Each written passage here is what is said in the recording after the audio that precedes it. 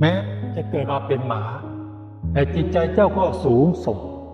เพราะเจ้ามีความซื่อสัตย์มีความกตัญญูกตเวทีในพุทธศาสนาสุภาษิตได้กล่าวไว้ว่านิมิตตังสาธุรูปานังกตัญญูกตเวทิตา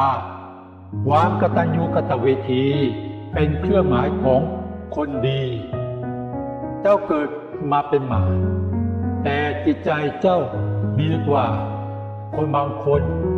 ที่เกิดมาเป็นคนแต่ไม่มีความกตัญญูกตเวทีไม่มีความซื่อสัตย์จิตใจไม่ได้สูงส่งจิตใจก็ยังต่ำกว่าเจ้าเกิดมาเป็นหมา